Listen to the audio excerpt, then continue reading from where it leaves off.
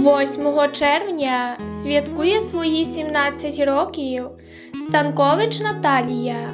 Дорогу, найкращу, любиму сестричку вітає брат Іван.